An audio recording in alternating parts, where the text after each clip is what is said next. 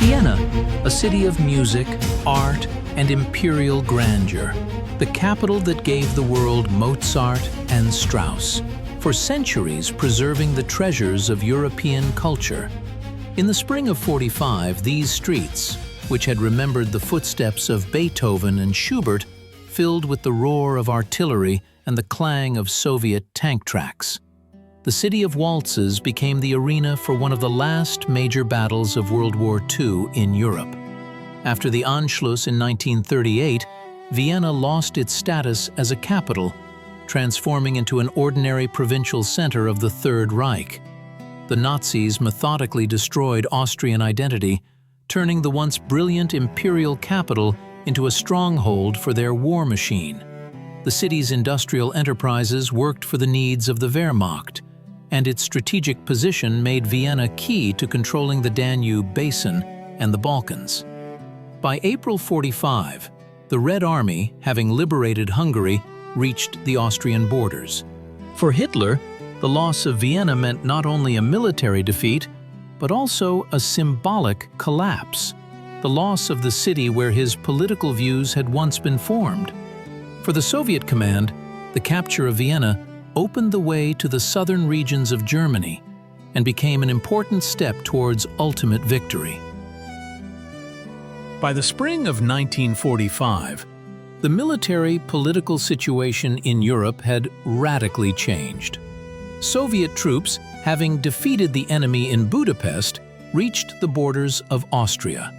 The Third Reich, squeezed between the advancing Red Army from the east and the Western Allies, frantically clung to its last strategic lines.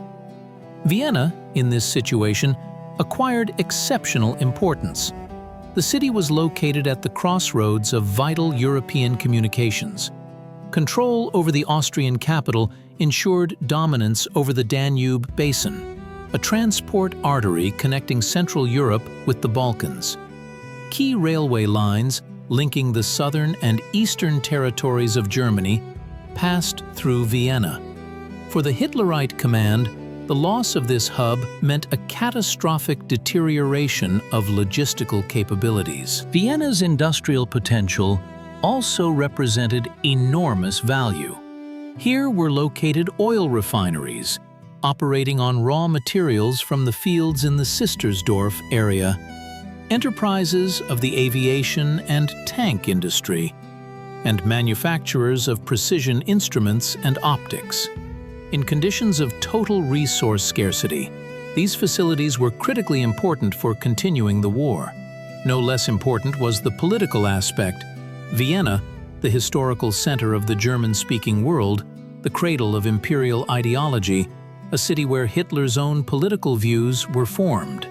Its retention had colossal propaganda significance, demonstrating the Nazi leadership's determination to fight to the end. The Soviet command perfectly understood Vienna's strategic importance. Capturing the city opened the way to the southern regions of Germany, created conditions for linking up with the Western Allies' troops in the Alps, and completing the encirclement of the main Wehrmacht forces. Moreover, it was the last major center of resistance in the southeastern direction, after the fall of which all of Austria would come under the control of the Red Army. The Vienna Offensive was planned as part of the overall strategic design for the final defeat of Nazi Germany. Against the backdrop of the Soviet offensive on Berlin and the Anglo-American forces in the Ruhr region, the capture of Vienna was intended to deprive the enemy of their last hopes for prolonging the war and creating a mythical Alpine redoubt, a mountain fortress for continuing resistance. By early spring of 1945, the Stavka of the Supreme High Command decided to conduct the Vienna Offensive operation. This task was entrusted to two powerful formations, the 2nd and 3rd Ukrainian Fronts, commanded by Marshals Rodion Malinovsky and Fyodor Tolbukin, respectively. The coordination of the front's actions was assigned to Marshal Semyon Timoshenko, which underscored the exceptional importance of the operation. Planning the assault on a major European city required a special approach. The Soviet command was well aware that Vienna was not just a strategic point, but a cultural treasure of global significance. The most complex task lay ahead: to liberate the city while minimizing damage to historical and architectural monuments. Impressive forces were allocated for the operation: 4 combined arms and 2 air armies, tank and mechanized formations, and artillery units. The total troop strength exceeded 470,000 personnel. They possessed about 6,000 guns and mortars, over 250 tanks and self-propelled artillery mounts, and more than 900 combat aircraft. Logistical support for the operation presented a separate, extremely complex challenge. Thousands of tons of ammunition, fuel, and provisions needed to be delivered to the front lines in the shortest possible time. Railway tracks had been destroyed by the retreating enemy, and many bridges blown up. Engineer units had to work around the clock, restoring transport arteries. Special attention was paid to preparing troops for urban warfare. Special assault groups were formed, including infantrymen, sappers, flamethrower operators, and artillerymen. Each group received a specific task to capture certain buildings or blocks. Commanders conducted training sessions on street fighting tactics, using mock-ups of Viennese streets and squares. A crucial element of preparation was the study of intelligence data on the enemy's defense system. Aerial photography, information from underground operatives, and defectors allowed for detailed maps of fortifications to be compiled. Data on the mining of bridges across the Danube and historical buildings were analyzed with particular thoroughness. The German command was preparing to turn Vienna into ruins in case of retreat. By April 1945, the defense of Vienna was carried out by a powerful group of troops from Army Group South under the command of Colonel General Lothar Rendulic. The core of the defensive forces consisted of units of the 6th SS Panzer Army, the 2nd Panzer Army, and the 8th Army of the Wehrmacht. Along with them fought the remnants of Hungarian formations that held loyal to Hitler after Hungary's withdrawal from the war. The total strength of the group reached 130,000 men, armed with about 1,500 guns and mortars, and over 100 tanks and assault guns. Elite SS units, including the Reich and Totenkopf panzer divisions, staffed by experienced veterans of the Eastern Front, posed a particular threat. The morale of Vienna's defenders was varied. SS men and fanatically inclined Volkssturm units were prepared to fight to the last bullet. Many Wehrmacht soldiers, realizing the inevitability of defeat, maintained discipline but no longer believed in the possibility of turning the tide.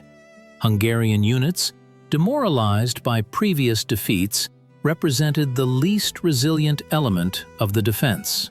The city was transformed into a powerful fortified area. The outer defensive perimeter ran 20 to 30 kilometers from the center. Here, 3 lines of full-profile trenches were created, equipped with pillboxes and bunkers, and minefields and wire entanglements were installed. Special attention was paid to anti-tank obstacles, ditches up to 4 meters deep and 6 meters wide, escarpments, and roadblocks. Within the city, every block was prepared for all-around defense. The massive buildings of the Austrian capital, palaces, museums, government institutions, were turned into strong points with embrasures for machine guns and positions for anti-tank guns. Basements were connected by underground passages, allowing defenders to maneuver without exposure. Barricades made of sandbags, tram cars, and dismantled monuments were erected at street intersections. The Danube, dividing the city into 2 parts, played a special role in the defense system. All bridges were mined and prepared for demolition. Firing positions were set up on the embankments, covering possible crossing points. The German command expected that the water barrier would significantly slow the advance of Soviet troops. The historical buildings in the center of Vienna, the Opera House, St. Stephen's Cathedral, Hofburg Palace, the Parliament Building, were also incorporated into the defense system. Observation posts and sniper positions were located on their roofs, and ammunition depots and unit command posts were inside. On April 5, 1945, at 6 o'clock in the morning, the roar of Soviet artillery shattered the silence of the Austrian foothills. Thousands of guns unleashed fire on enemy positions, marking the beginning of the Vienna Offensive operation. The earth trembled under the impact of shells, and thick smoke obscured the horizon. After a powerful artillery barrage, the forward units of the 3rd Ukrainian Front went on the attack. The German command had anticipated the offensive, but the scale of the Soviet strike exceeded all predictions. The main blow was delivered by Marshal Tolbukin's troops from the southeast, in the direction of Wiener Neustadt, an important industrial center 30 kilometers from Vienna. Simultaneously, units of Marshal Malinowski's 2nd Ukrainian Front advanced from the east, creating a threat of encirclement for the entire enemy grouping in Vienna. The first day of the operation brought limited success. Soviet troops advanced 5 to 6 kilometers in some sectors, but they failed to fully break through the outer defensive line. The SS fiercely resisted, clinging to every height, every strongpoint. Particularly fierce battles erupted for Wiener Neustadt, where the Nazis had created a powerful fortified area. The next day, the Soviet command committed tank formations to the battle. The 4th and 6th Guards tank armies, bypassing centers of resistance, rushed to outflank Vienna from the south and north. The maneuver was risky. The tanks became separated from the infantry, but this was the only way to avoid protracted battles on the outer defensive line. By April 7, Soviet tank crews had achieved a real breakthrough. The 9th Guards Mechanized Corps, having overcome the Vienna woods, reached the western outskirts of the city, cutting off the retreat routes for the German garrison. Simultaneously, units of the 4th Guards Army forced the Danube north of Vienna, closing the encirclement ring. The German command, realizing the threat of complete encirclement, began hastily transferring reinforcements to the Vienna sector. The last reserves were withdrawn from other parts of the front.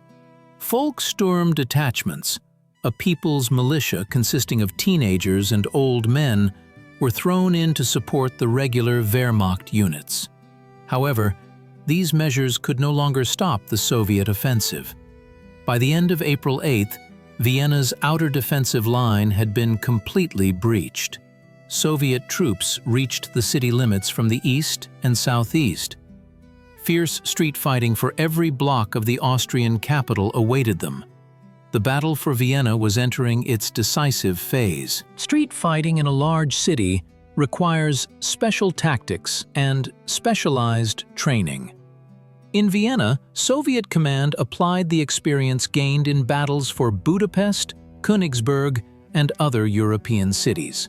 The key element of the assault was the specially formed assault groups, operating autonomously within the overall operational plan. A typical assault group included 15 to 20 infantrymen, 2 to 3 heavy machine gun crews, a sapper squad with explosives, flamethrower operators, and snipers. The group was reinforced with 1 or 2 cannons of 45 or 76 mm caliber to combat enemy firing points in buildings. Support was provided by tanks or self-propelled artillery units. The tactics of action were meticulously refined. Sappers made breaches in building walls to avoid streets under fire. Infantrymen, moving from house to house, methodically cleared each structure. Snipers suppressed enemy firing points on upper floors. Tanks covered the infantry from counterattacks and destroyed particularly fortified positions. In Vienna, Soviet troops faced a serious challenge: the need to preserve historical buildings. Large-caliber artillery was used sparingly, only against particularly fortified objects. Aviation supported advancing units primarily on the outskirts, avoiding strikes on central districts. The interaction of different branches of arms was flawlessly organized. Infantry indicated targets to tankers that were inaccessible for direct observation. Artillerymen fired at the upper floors of buildings where enemy snipers were hiding. Sappers cleared passages and basements, ensuring the safe advance of assault groups. A particular difficulty was presented by Vienna's underground communications. Sewer collectors, technical tunnels, basements connected by passages. The Germans actively used this network for maneuver and sudden counterattacks. To combat them, special groups were formed, operating underground with automatic weapons, grenades, and knives. The Danube, a majestic river dividing Vienna into two parts, became a key frontier in the battle for the Austrian capital. By April 9, 1945, Soviet troops had reached its banks, and the command faced the most difficult task: to force the water barrier and capture the bridges before the Germans could blow them up. Of particular importance was the Imperial Bridge, a strategic object connecting the central districts of the city with the eastern bank of the Danube. German sappers mined all the supports, preparing the structure for complete destruction. The slightest delay for Soviet troops would have meant the loss of a vital crossing and the protraction of fighting for weeks. To capture the bridge, a special group was formed under the command of Captain Konstantin Podpolov. The soldiers were ordered to prevent the demolition at all costs. Under the cover of night, overcoming heavy fire, the advance detachment began moving towards the bridge. The Germans discovered the Soviet soldiers and opened hurricane fire from all types of weapons. It seemed impossible to pass through this wall of fire. The decisive moment came at dawn on April 10th. Podpolov's group, taking advantage of the morning fog, broke through to the eastern edge of the bridge. A fierce battle for every meter of the strategic crossing ensued. German sappers, seeing the approaching Soviet soldiers, tried to activate the explosive device, but at the last moment, the detonator wires were cut. The Imperial Bridge was saved. Simultaneously, other units of the Red Army forced the Danube using improvised means: boats, rafts, homemade pontoons.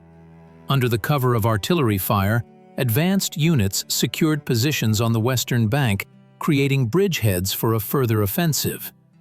German troops desperately counterattacked, trying to throw the Soviet soldiers into the river, but they could no longer hold their positions. The capture of the Imperial Bridge and the successful forcing of the Danube became a turning point in the battle for Vienna. Now Soviet tanks and artillery could freely cross to the western bank, developing the offensive into the central districts of the city.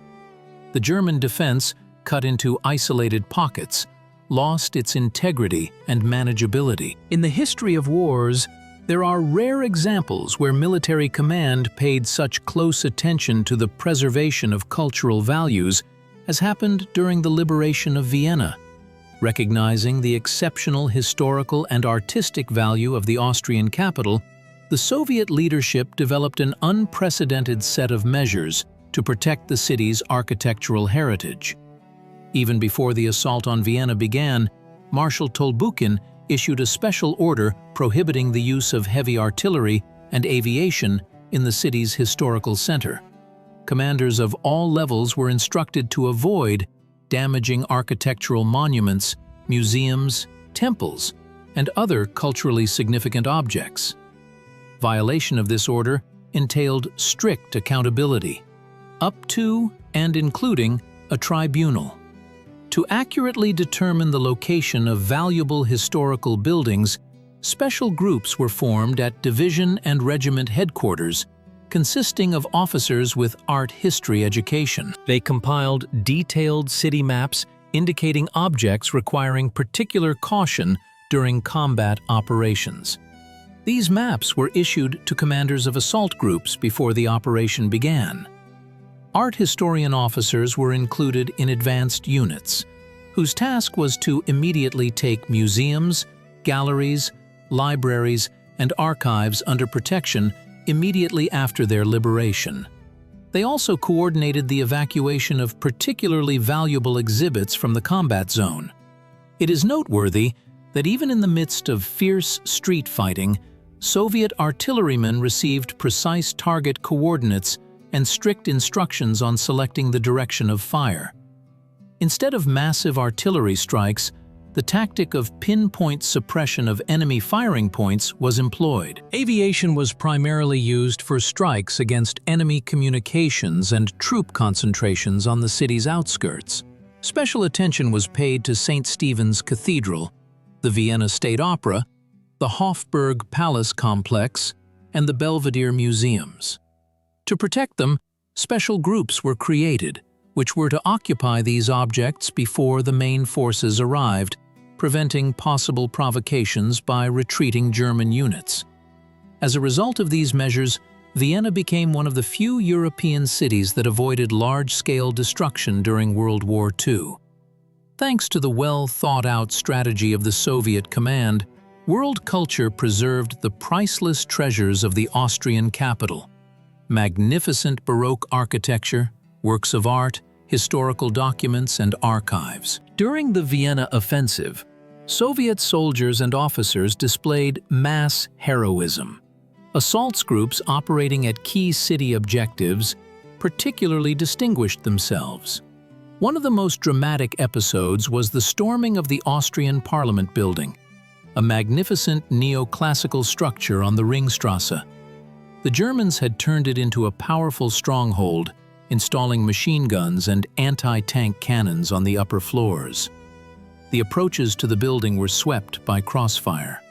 Lieutenant Alexei Bryusov's assault group was tasked with capturing this objective, which held not only tactical but also symbolic significance. Under cover of night, the soldiers infiltrated an adjacent building, breached a wall, and unexpectedly attacked the Parliament's defenders from the rear. In fierce hand-to-hand combat, floor by floor, Soviet warriors dislodged the enemy. By dawn, the red flag already fluttered over the Parliament dome. Lieutenant Brusov was severely wounded, but continued to direct the operation until the building was fully liberated. Equally hipparic was the storming of the Vienna State Opera, a pearl of world architecture. Retreating, the fascists mined the building, intending to destroy it. Captain Leonid Shumilov's group, consisting of 20 soldiers, made a swift dash across the bullet-swept square in front of the theater and burst inside. A fierce battle erupted in the basement rooms. The group's sappers discovered and neutralized dozens of kilograms of explosives, saving a priceless cultural monument. The storming of the Hofburg Palace Complex, the former imperial residence, presented particular difficulty. Massive walls, a convoluted layout, and numerous courtyards made this edifice an ideal defensive line. Major Ivan Sidorenko's battalion fought for every hall and every gallery for 24 hours. The Germans resisted desperately, understanding the symbolic importance of this object. When the main enemy forces were dislodged, sappers discovered timed charges in the basements. Only minutes remained until the explosion. Sergeant Nikolai Petrov and Private Mikhail Zotov, risking their lives, defused the explosive device, preserving the priceless treasures of the Hofburg for humanity. During the storming of the City Hall, Lieutenant Grigory Semyonov's platoon distinguished itself. Using sewer collectors, the soldiers infiltrated the building and, with a sudden attack, drove out the German garrison, seizing important documents and city defense maps. When Soviet troops entered Vienna, one of the priority tasks was to save the city's priceless cultural treasures. Special units were formed for this mission, including officers with art history education, restorers, and museum workers mobilized into the Red Army. These individuals were to operate at the forefront of advancing units, to be the first to enter museums and art repositories. The Vienna Offensive became a unique example of a military campaign where the preservation of cultural heritage was considered a task of strategic importance. Marshal Tolbukin personally oversaw the execution of orders to protect museums and libraries. Every commander received a detailed city plan indicating objects requiring special caution during combat operations. One of the first liberated cultural centers was the Belvedere Palace complex.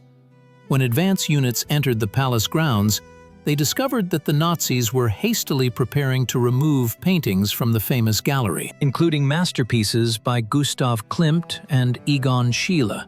Lieutenant Nikolai Zakharov, who led the Monument Protection Group, immediately organized the guarding of the collection and the inventorying of the preserved exhibits. In the Albertina, Europe's largest collection of graphic art, Soviet specialists discovered a secret stash of incredibly rare drawings by Dürer, Rembrandt, and Michelangelo. The Nazis had planned to transport these treasures to the so-called Alpine Redoubt, where the highest leadership of the Third Reich hoped to continue resistance. Thanks to the prompt actions of Soviet troops, the collection remained untouched. The search for valuables removed by the Nazis from the Kunsthistorisches Museum Vienna turned into a real detective story. According to information from underground activists, hundreds of priceless exhibits were hidden in the salt mines of Altau See. A special group commanded by Major Leonid Volinsky, an art historian by pre-war profession, was dispatched to the mountains to locate this repository. In the abandoned adits, Soviet officers found thousands of crates with paintings, sculptures, and decorative arts. The Austrian National Library, with its unique collection of medieval manuscripts, also required immediate protection. A group led by Captain Viktor Balashov, overcoming resistance from snipers entrenched on the building's roof, broke into the manuscript repository. Here they discovered that the Nazis had mined the rooms containing the most valuable collections. Sappers worked for several hours, defusing explosive devices, saving priceless documents from destruction. At Schönbrunn Palace, the former summer residence of the Habsburgs, Soviet soldiers prevented a fire prepared by retreating SS men. Private Alexei Smirnov, noticing a smoking Bickford fuse leading to gasoline canisters, without hesitation cut it with his bayonet, risking his life to save the architectural masterpiece. April 12, 1945, became a decisive day in the Battle of Vienna. Soviet troops, having crossed the Danube Line and captured key bridges, began a swift advance towards the central districts of the city. The German command, realizing the inevitability of defeat, ordered the withdrawal of the main forces to the west, leaving only rearguard units in the city with the task of delaying the Red Army's advance as much as possible. By the morning of April 13th, enemy resistance became sporadic. Isolated groups of SS men and fanatics from the Volkssturm continued to hold some buildings and blocks, but a unified front line no longer existed. Soviet assault groups methodically cleared one area after another, using well-practiced urban combat tactics. By noon on April 13th, a red flag was hoisted over the building of the Vienna City Hall, a symbol of the complete liberation of the Austrian capital. The reasons for such a rapid defeat of the enemy's Vienna grouping were complex. Firstly, the brilliant maneuver of Soviet tank formations, which bypassed the city from the flanks, disrupted the entire defense system and led to the disorganization of German troop command. Secondly, the clear interaction of all branches of service, infantry, tanks, artillery, and aviation, allowed for the most effective use of their combat capabilities. Thirdly, the high morale of Soviet soldiers who felt the proximity of victory contrasted with the demoralization of the enemy. Finally, the support of the local population, who saw the Red Army as liberators from Nazi oppression, played an important role. The liberation of Vienna had immense strategic significance for the further advance of Soviet troops in Austria. A large enemy grouping was eliminated, the path to the Alpine regions of the country was opened, and conditions were created for linking up with Western allies. The Vienna operation demonstrated the highest level of Soviet military art, the ability to conduct complex offensive operations in a large city with minimal destruction of historical and cultural sites. This victory also had enormous political significance. The liberation of Vienna became a symbolic act of the revival of Austrian statehood, trampled by the Anschluss of 1938. The Soviet military command immediately began restoring the city's civil administration, involving representatives of all anti-fascist forces in this process. The local population enthusiastically welcomed the liberators. In the streets of Vienna, which only yesterday had been the scene of fierce battles, the music of Mozart and Strauss now sounded. The city of waltzes was returning to life, shedding the heavy burden of Nazi occupation. After the liberation of Vienna, the Soviet command faced a complex task: to establish peaceful life in a city that had just been the arena of fierce battles. The first step was the creation of a provisional civilian administration. Already on April 14, 1945, the military commandant of Vienna, Lieutenant General Alexei Blagodatov, issued an order for the formation of a city administration with the involvement of representatives of all anti-fascist forces in Austria. The provisional administration included Social Democrats, Communists, and members of the People's Party, all those who had been in hiding or concentration camps during the years of Nazi occupation. Special attention was paid to including in governing bodies individuals who had not compromised themselves by collaborating with the Hitler regime. The Soviet command sought to transfer power to the Austrians as quickly as possible, emphasizing that the USSR did not view Austria as a defeated country, but rather as the first victim of Nazi aggression. The primary task of the new administration was to provide the population with food. In a city where fierce fighting had raged just yesterday, people were starving. Significant food resources were allocated from army stocks.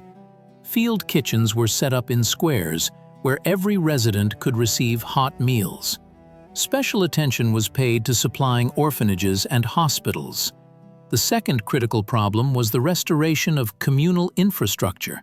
Red Army engineering units, together with Austrian specialists, worked around the clock to restore water supply, sewerage, and electricity. By April 20, most of the city already had electricity and water. Mine clearance became another vital task. Retreating, the Germans had mined many buildings, bridges, and roads. Soviet sappers daily disarmed hundreds of explosive devices, risking their lives for the safety of civilians. Relations between Soviet soldiers and Viennese were not easy. The initial apprehension of the local population, raised on Nazi propaganda about Bolshevik hordes, quickly gave way to surprise. Instead of the expected looting and violence, Austrians saw disciplined soldiers sharing their rations with hungry children, helping clear debris and rebuilding homes. The military commandant of Vienna issued a strict order prohibiting unlawful actions against the civilian population. Looting and violence were punishable by measures up to execution. These measures ensured the rapid establishment of trusting relations between the liberators and the liberated. The successful liberation of Vienna provided a powerful impetus for the final stage of the liberation of all Austrian territory. Soviet command, without losing time, proceeded to develop the offensive in the western direction. Marshal Tolbukin's Third Ukrainian Front advanced towards the Alpine regions of Austria, pursuing the retreating remnants of German troops. Marshal Malinovsky's Second Ukrainian Front advanced in the northwestern direction, towards the industrial centers of Upper Austria.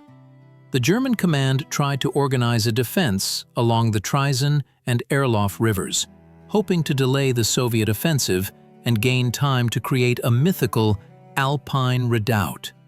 However, the morale of the German troops was undermined by the defeat in Vienna. Many Wehrmacht soldiers, realizing the inevitability of the final collapse of the Third Reich, surrendered in whole units. Of particular importance was the liberation of the industrial region of Styria, centered in the city of Graz. Here were located the most important enterprises of the military industry, working for the needs of the Wehrmacht until the last days of the war. On May 8th, units of General Shirokin's 57th Army entered Graz, completing the liberation of Austria's second-largest city. Concurrently, the offensive developed in the direction of Linz, an industrial center on the Danube. Here, Soviet troops had to overcome the resistance of SS units, fanatically devoted to Hitler. Despite desperate resistance, by early May, Soviet tanks broke through to the outskirts of the city. The most important event of the final stage of Austria's liberation was the meeting of Soviet troops with American units. It occurred on May 8, 1945, in the area of Amstetten. Soldiers of General Zhdanov's 5th Guards Tank Army met with advanced units of the U.S. 11th Armored Division. This meeting symbolized the final collapse of Nazi Germany and the end of hostilities on Austrian territory. The liberation of Vienna was crucial for the success of the entire Austrian campaign. The capture of the capital deprived the German command of a key transportation hub, disrupted the troop control system, and undermined the morale of enemy soldiers. The rapid advance of Soviet troops after the capture of Vienna did not allow the Nazis to organize a new line of defense in the mountainous regions. The success of the Vienna operation also had important international significance. It demonstrated to the whole world the Soviet Union's determination to bring the war to a victorious end, and the Red Army's ability to conduct complex offensive operations with minimal destruction of liberated territories. This strengthened the USSR's position in the upcoming negotiations on the post-war arrangement of Europe. The liberation of Vienna was of colossal significance, not only militarily, but also politically. This operation laid the foundation for Austria's post-war arrangement and determined its destiny for decades to come. Already in the first days after the liberation of the capital, the Soviet command took decisive steps to separate Austria from Germany and restore its statehood. On April 27, 1945, a provisional government of Austria was formed, headed by the Social Democrat Karl Renner. This government immediately proclaimed the restoration of an independent, democratic Austrian Republic and the annulment of the Anschluss of 1938. The Declaration of Independence particularly emphasized that the Austrian people had never voluntarily relinquished their independence and were the first victim of Hitler's aggression. This formulation was of fundamental importance for the country's future. It allowed Austria to be viewed not as a defeated adversary, but as a liberated state. The Soviet leadership consistently supported the idea of the full restoration of Austrian independence. Unlike Germany, which was divided into occupation zones and subsequently into two states, Austria was given a chance to preserve its unity. Although the country's territory was also divided into 4 occupation zones – Soviet, American, British, and French – it was assumed from the outset that this was a temporary measure. A special role in shaping Austria's post-war fate was played by the fact that it was the Red Army that first entered Vienna and liberated a significant part of the country. This allowed the Soviet Union to actively influence the process of state-building, supporting democratic, anti-fascist forces. In the first post-war years, a unique political culture of cooperation between the main parties, Social Democrats and Populists, emerged in Austria. This tradition of a quote, was largely due to the experience of joint participation in the anti-fascist resistance and in the reconstruction of the country after the liberation of Vienna. A decisive event for Austria's future was the signing of the State Treaty in 1955, which restored the country's full sovereignty. One of the key conditions of this agreement was the consolidation of Austria's permanent neutrality. Thus, thanks to the successful Vienna operation and subsequent wise policy, Austria avoided division into two states, as happened with Germany, and was able to occupy a special position in post-war Europe, a neutral bridge between East and West. The Vienna operation, which concluded in April 1945, retains a special place in historical memory decades later. Today, this battle is regarded by historians as a unique example of military art, combining decisiveness in achieving strategic goals with a careful attitude towards cultural heritage. In modern historiography, the Vienna operation is studied not only as an important milestone in the final stage of World War II, but also as a model of a humanistic approach to warfare in the context of a historic city. In Austria, the memory of Vienna's liberation from Nazism is immortalized in numerous memorials. Central among them is the monument to Soviet soldiers in Schwarzenbergplatz. The majestic figure of a soldier with a golden shield and banner symbolizes the liberation of the Austrian capital. Annually, in April, wreath-laying ceremonies are held here with the participation of officials and veterans. The Central Cemetery in Vienna houses a memorial complex where over 17,000 Soviet soldiers who fell during the liberation of Austria are buried. Museum exhibitions dedicated to the Vienna operation are of particular value. In the Military History Museum of Vienna, an entire hall is devoted to materials about the battles for the city. Here are presented maps, documents, photographs, and personal belongings of the participants in the battle, both Soviet soldiers and Viennese civilians who endured those dramatic days. For military specialists, the Vienna operation remains a model of masterful offensive execution in a large urban environment. The tactics of assault groups, the interaction of various branches of service, the organization of command and control in the difficult conditions of urban combat. All these aspects are still studied in military academies around the world.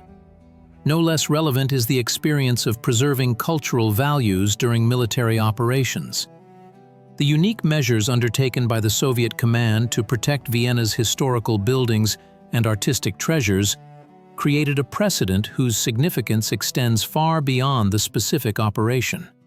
This experience formed the basis of modern international conventions on the protection of cultural heritage during armed conflicts. The liberation of Vienna was not only a military victory, but also a triumph of humanistic values over the barbarism of Nazism. The palaces and museums of the Austrian capital, saved by Soviet soldiers, serve today as a reminder that even in the most severe trials, humanity is capable of preserving and protecting its greatest achievements.